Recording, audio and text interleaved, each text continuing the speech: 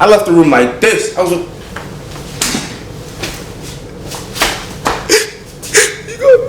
what's the word, G? How y'all feeling today? Hey, right? I got a little story for y'all. A little story time with K. But like I told y'all in the catch-up video, I was gonna basically bring y'all along the journey with me so y'all can see what the hell it takes and what really go down with this music stuff. I'm jobless, so I'm looking for a job on Indeed, and I'm fed up. So I'm like, you know what?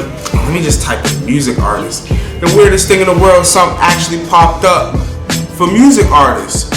So I'm like, all right, cool. Let me just put in my application. My application say T-Mobile, Firestone. You feel me? Lazy Boy. You feel me? Everything that has to do with music. Let me put in this resume and see what happened, right? Yo, tell me why on Saturday I got a call talking about we want to meet with y'all. We'll meet you, excuse me. We want to meet you on Monday at 10 o'clock. So I'm like, yo, this is really coming true. Like, my dream is really about to come true. All I gotta do is execute this. They said all I needed was my phone with my music, and that's it.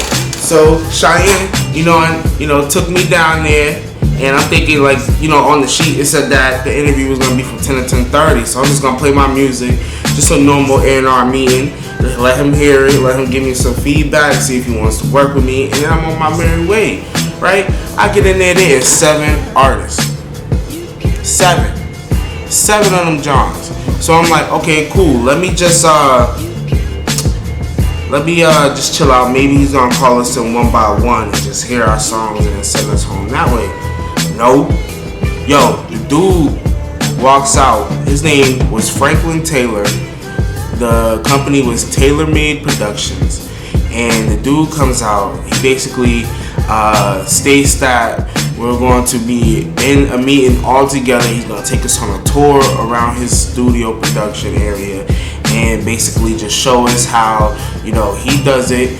And, throughout the day, he was going to let us know, have a good day, when he wasn't vibing with us anymore. So, cool. He goes. He starts to take us along the way. First of all, I said there was 7, right? This girl came with a business suit on, not 6 of us. He sent her home. He was like, she is not an artist. I was like, that's crazy. So we going around, and then we finally get to his office. Now, in his office, I'm like, I should sit in the front, so that I can, see the dude, ask questions if I need to, everything. Now, he gets to talking, and I realized this isn't the place for me to be asking questions, because he's just rambling on, like talking about how he found Drew Hill, how he found 112, how he found Future, how he found all of these people that are basically like Atlanta-based artists. There is, 4 girls and me and another guy.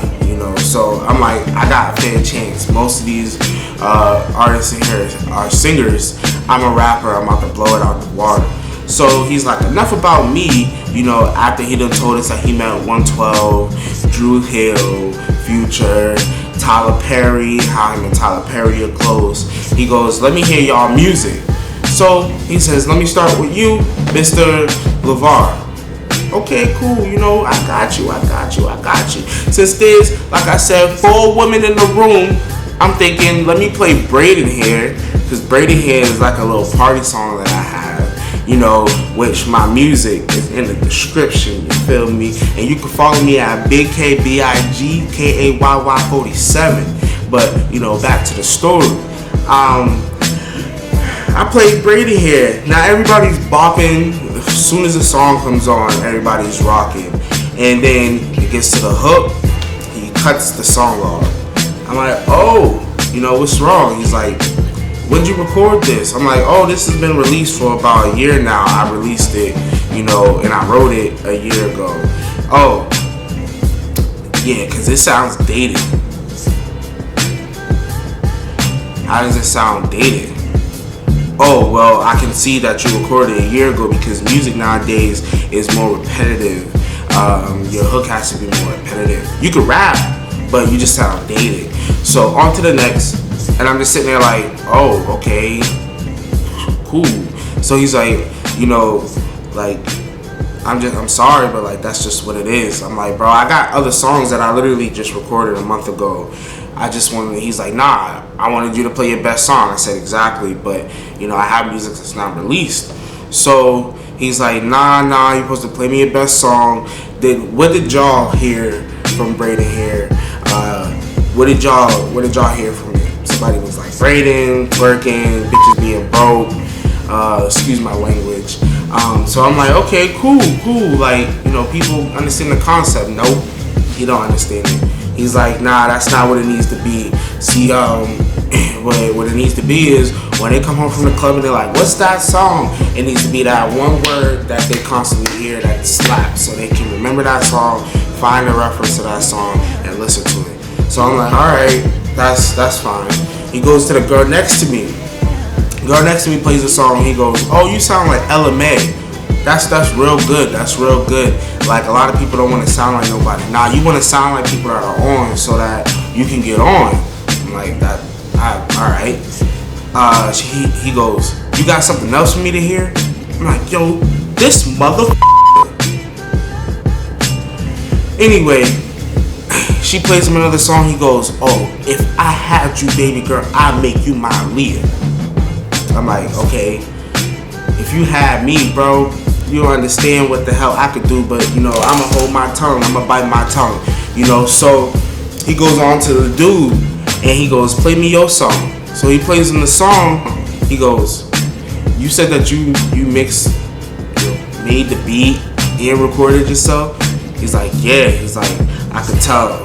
Like, it sounds terrible. It sounds like people are coming through the room. Like, so everybody's laughing, and he's like, play me something else, because that one is not it. Dude plays him something else. He doesn't even get past the first couple seconds. He goes, that right there, bro, is not it. Like, you need to go back to the drawing board and figure out what you need to do. So the guy is like, alright, he replays the song. He's like, I don't mean replaying the song. Nah, bro, on that note, have a good rest of your day. Like, you know, I wish you some luck. Like, you know, but, you know, me and you are done here. So the guy leaves. So he goes on this huge rant on how he wants his artists to focus on one main thing. He's like, yeah, you can shoot videos, you can make beats, but like, what do you do? Like, you need to be for sure on that so that you know what to invest in, people know what to invest in, and your mission, every day you wake up and you making these songs and you going out there and promoting this music, everybody understands that mission every day. So he goes along the room. He's like, I want to hear beauty pageant answers. Who are you? So I go on, I tell him I'm LeVar, you know, he's like, that's a beauty pageant answer. I'm like, all right, so be more specific. The guy goes, oh, I mean, are you a rapper? Are you a beat maker? What are you? So I said, I'm a rapper. He said, good. Goes on to the next girl, a singer, good. The other girl came as a rapper. She said, engineer. He said, have a nice day. Okay, what are you? The other girl said, a gospel singer. He was like, awesome. Everybody know what they are. You know, the people that did it are no longer here. So now it's just three of us. I'm like, word, yo, I got this in the bag, G. So he plays the other girl's music. You know, she is a more praise and worship type of vibe. He's like, yo, like this is dated as well. Like, you know, this is what my vision of how gospel would have. Because I had a gospel artist before. This is my vision of how I would want my artists to be out here to change gospel, kind of Kurt Franklin gospel. So he plays it, and of course everybody is agreeing with him because we're just sitting in his face. Yo, this interview, bro, went from 10 to 10:30, bro. By the time it was three of us, we were in there for 4 hours already. 4 hours of just hearing this nigga tell us stories about how he knows Tyler Perry. Like, and I guarantee you, 30 minutes out of those 4 hours was just our music and introducing ourselves, telling our background. Like, that's it. That's all. Like, all we did was just sit there with our booty cheeks clenched, hoping that nigga was gonna be like, have a nice day. So he starts another story about how we need to figure out ways to promote ourselves, because you know our demographic can't be from 18 to 24, because 18 to 24 they're not gonna put no money into the music. Our demographic should usually be, you know, the teenagers. Dude told me, right, I need to go to elementary schools, figure out a message, go and talk about the message, and then perform one of my. Can you imagine me performing Braiding Hair to your 8-year-old daughter? That's bugged out, bro. That's bugged out. So I'm sitting there like, yo, I don't know if this is it. Like, I don't know what this is, but you know, I'm still smiling, look stupid. So that's what I'm doing. I'm sitting there agreeing with this dude. He's like, yeah, you know, but we're about to move on in a minute. Like we don't, you know, we don't really got much time. Yesterday I was in here till 7 o'clock with the artist. I'm like, oh, he's bugging, bro, from 10 to 7 just to hear him talk. So I'm like, I don't know if I'm gonna make it. I don't know if it's this one, but like, yo, anything that's music, I always put all my heart into it, all my eggs in one basket. So I'm sitting there, you know, mad intense, like I said, booty cheeks clenched, bro. Like, didn't even go to the bathroom, bro. This dude says, in a minute, I gotta let somebody go so we can move on. Starts fumbling through paper, picks up my resume. What's your name, Lamar? LeVar? Oh yeah, on that note, have a nice day. Yo, kick me out. Kick me out. Yo, the way I was leaving the room, I left the room like this. I was like, you gonna do this to me? I'm fighting for my life out here. Upset, yo. I couldn't bear it. So I was like, I'm just gonna get in the car and I'm gonna leave. I'm gonna leave. So I walked out the office. Cheyenne is not even in the parking lot. I'm like, oh, now I gotta sit here and hold in my tears. So I'm texting Cheyenne, I'm like, yo, where'd you go? Like, it's the end of the video. I mean, the end of the day. So, like, it's time for you to come pick Big Daddy up. She's like, oh, I'm putting gas in the car, I'll be there. So now, this is not Roxbury. She's not at no gas station 2 minutes away or across the street. That girl is about 5-10 minutes out. So I'm like, I go to the receptionist, I go, you got a bathroom? He's like, yeah, down the hall. Matter of fact, I gotta walk you to the bathroom. I guess my big aggressive ass was looking like I was about to do something. But we go to the bathroom, and I finally got to take that piss, yo, after them damn 5-6 hours that I was in that room. By the time I walked out, the praise and worship girl was sitting on the couch by the entrance. And she's like, hey, I just, wanted to talk to you. Like, yo, you had me bopping. Like, your music's very, very well. It's very good. Like, it's put together. Like, don't get discouraged by him. Like, keep going. Like, yo, that's the only thing I gotta tell you. And I was like, yo, I really appreciated that, because I was out here messed up. I was screwed up that he said that. I was like dated. Like, I don't understand. Like, maybe because I showed him something from a previous, year, but like, what the hell? What am I supposed to do? I thought that's what you're supposed to do. Lizzo had that song for years before it was put on the radio. A lot of artists push songs. The Baby had Shook for years before it blew up. Like, that's just what it is. But maybe I just need to step my pen up or something. I don't know. So she's telling me, like, nah, you're on the right track. And then the receptionist guy stood up. He's like, yo, like, yeah, I believe her. Don't stop. Like, she's telling the truth. You're very good. I was listening to it out here.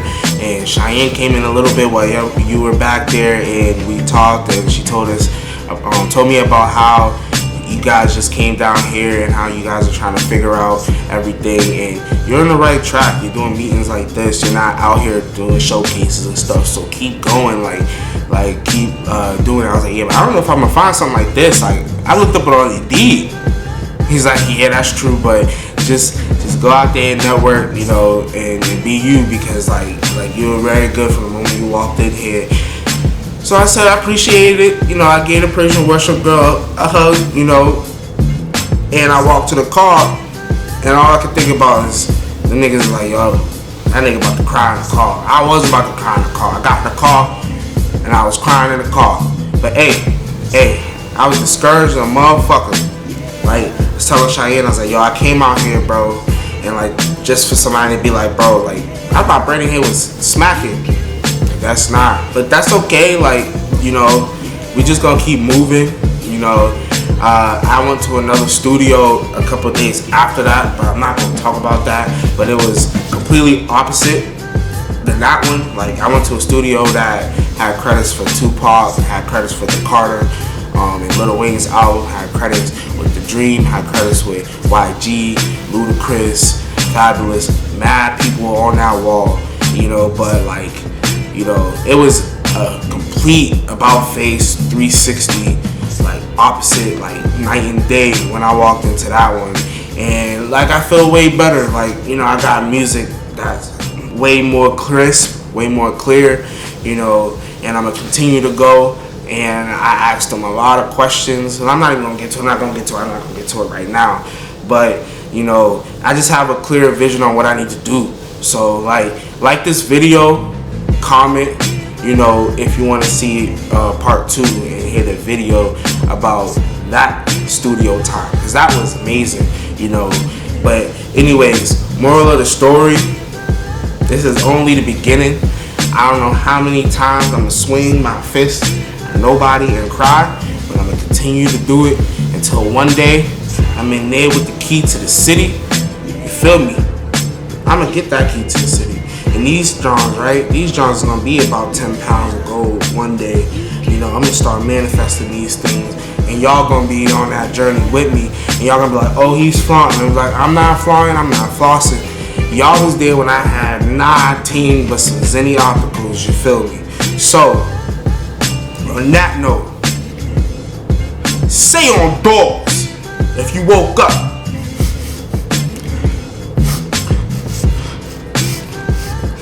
Smelling money today. Oh, you made it to the end, huh? Oh. Did you enjoy the video, huh? Well, if you did, well, this is just a reminder to give us a like, subscribe, and click that notification bell. And we also have some videos floating right here. Anyway, you get the point. So check it out. Yes, give us a like. Check it out. Check it out.